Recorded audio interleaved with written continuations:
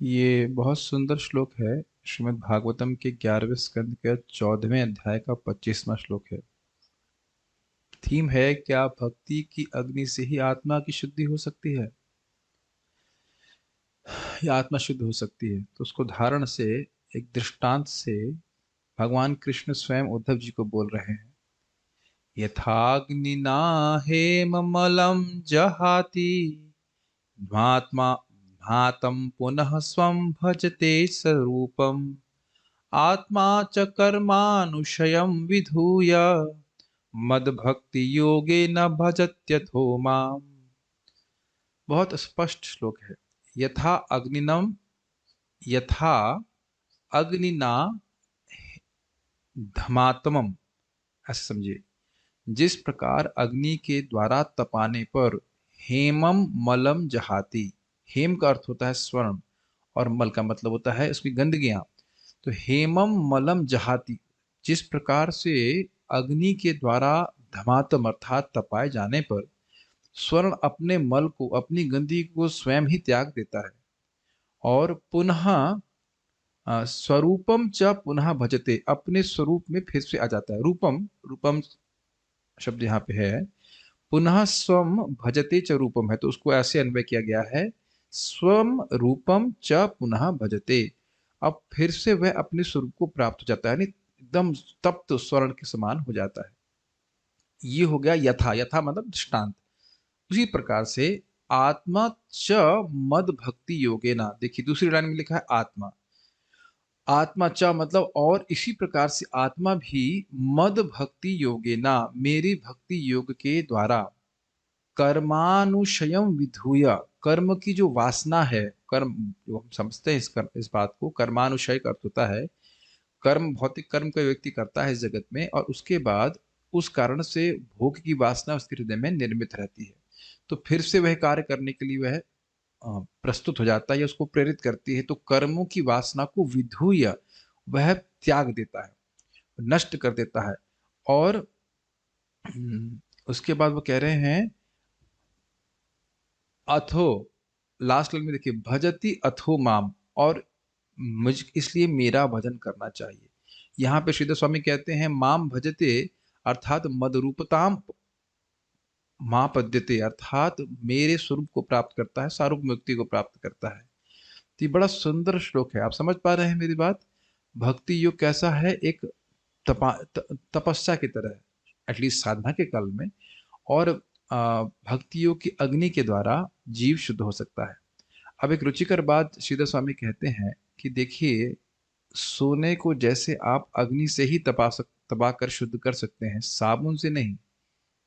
समझ रहे हैं? साबुन लगा लगा करके सोने को आप शुद्ध नहीं कर सकते हो। उसी प्रकार से जीव को अगर पूर्णतः शुद्ध करना है तो उसको भक्ति योग की तपस्या में ही लगाना पड़ेगा, और किसी तपस्या से जीव शुद्ध होने वाला नहीं है। ये बड़ा स्ट्राइकिंग बात है ना? आपके पास सोना हो, आप कहेंगे उसको हम साबुन से रगड़ेंगे तो साबुन नहीं साफ होने वाला है। और आप ये भी जानते हैं कि अगर वह कचरा उसमें अंदर तक मिला हुआ है तो साबुन से बिल्कुल भी साफ नहीं होने वाला है, फिर वह उसमें अंदर ही रह जाएगा। और दूसरी बात यहाँ बड़ी सुंदर सीखने वाली है कि जहाती, वह स्वयं ही त्याग देता है। समझ रहे हैं? सोने को तपाया जा रहा है तो सोना मैल अपने आप ही त्याग देता है, छोड़ देता है मैल, क्योंकि स्वरूपतः सोने में मैल का कोई स्थान नहीं है। समझ रहे हैं? उसी प्रकार से एक जीव में भोग की वासना का कोई मतलब नहीं, वो उसके ऊपर ऊपर की एक लेयर है। मन में उस डेवलप हुए, मन में पड़े हुए संस्कार है, कचरा है। तो जब हम भगवान की भक्ति करते हैं तो उसकी तपस्या से सारी भोग वासना नष्ट हो जाती है। और सबसे सर्वश्रेष्ठ भक्तियों का साधन क्या है? भगवान के नाम का जप। भक्ति योग, भक्ति योग, भक्ति योग धना, भक्ति योग कृष्ण नाम श्रवण क्रंदन। भक्ति योग, भक्ति योग, भक्ति योग का धन है भगवान श्री कृष्ण के नामों का श्रवण करना और क्रंदन करना, बोलना। तो सभी लोग, वैसे भी हमारे आराध्य भगवान तो स्वर्ण तप्त कांचन गौरांगी, हाँ सॉरी, तप्त वर्ण, तप्त सोने के वर्ण के हैं। तो इसलिए इस सोने के बिजनेस में सबको आना है, and everybody has to get purified, और अपनी सारी वासनाओं को त्याग करके भगवान की सेवा करने के योग्य बनना। हरे कृष्णा। एक चीज मैं बताना भूल गया।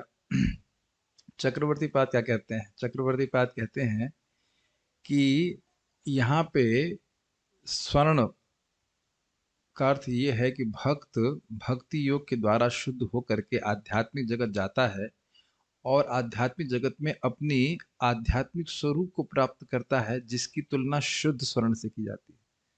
वो एक अलग एंगल भी देते हैं कि स्वर्ण से क्यों कह रहे हैं कि आध्यात्मिक जगत में जाता है तो वह एक शुद्ध आध्यात्मिक शरीर प्राप्त करके भगवान की सेवा के योग्य बनता है। So it's all in store for you.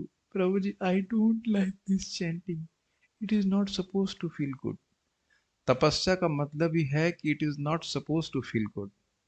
I don't feel like chanting. Would you like to go back to godhead? That is the question. क्या हम भगवान के पास जाकर के हमेशा हमेशा के लिए अपनी सारी समस्याओं को सॉल्व करना चाहते हैं? अगर हाँ, तो हमें इस तपस्या के लिए तैयार रहना पड़ेगा, उत्साहित भी रहना पड़ेगा। ये नहीं कि रो रो के करें, उत्साहित भी रहना पड़ेगा। यद्यपि ध्यान दीजिएगा, यद्यपि हमको अच्छा नहीं लग रहा, फिर भी भक्त उत्साहित है कि आगे रिजल्ट बहुत अच्छा है। Okay, so this another angle to that. Hare Krishna.